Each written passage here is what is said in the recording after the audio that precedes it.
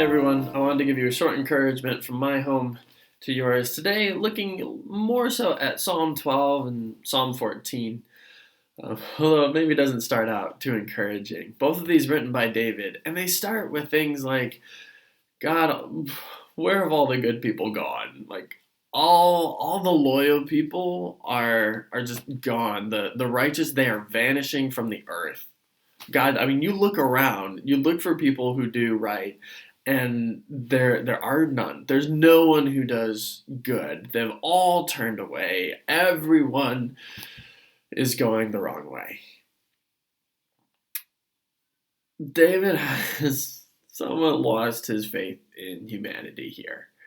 And that's not new. So if you are feeling miserable about the state of events in this world, if you're feeling miserable about humanity, if it's true misery loves company, then hey, you're in good company. You are by no means the first person who has felt like everything is going wrong or that everyone is way off base. And I feel like this has happened during this Corona time frame where there is a lot of like what's happening to the world, and there's some of those where like, oh, we're all seeing the good in each other, but then you also have like we see the bad things that have come out of people, or uh, like you have people who think, oh, we're doing too much and this is just way blown out of proportion, and then you have other people who are like, no, we're not doing enough, and we actually need to care, and we need to protect people, and we're not doing enough, and you have so many people on so many sides feeling like everyone else is wrong, and David had that feeling as well.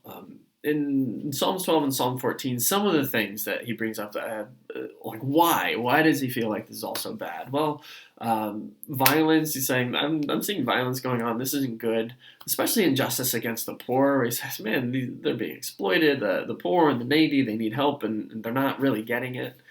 But a lot of it comes down to words.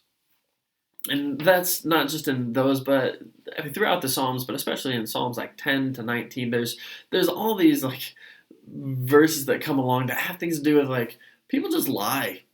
They lie to their neighbors, they lie to one another, they're deceiving one another, they're saying bad things about others in courts and lying about that, or they're saying bad things about God, they're lying about God, they're pretending, saying, yeah, what can God do? God's not going to do anything, so they're doing that. They're defaming one another. There's all these weird things. And I'm sure David heard some curses in his day. David had people who spoke bad about him. And so it's been a lot having to do with what people have said.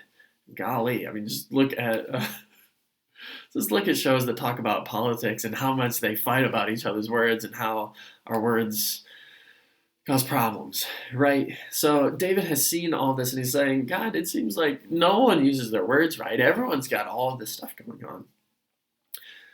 So where's the encouragement in? At the end of Psalms 12, and the last half of it, some of the things he says is that, but God's words, or God's promises, they are true. They're like gold that's been through a refiner's fire, like it's pure. God's words are right. So we may feel like everyone else is way off base. We might feel like everything else is going horribly. We might feel like everything else in the world is going in the wrong direction.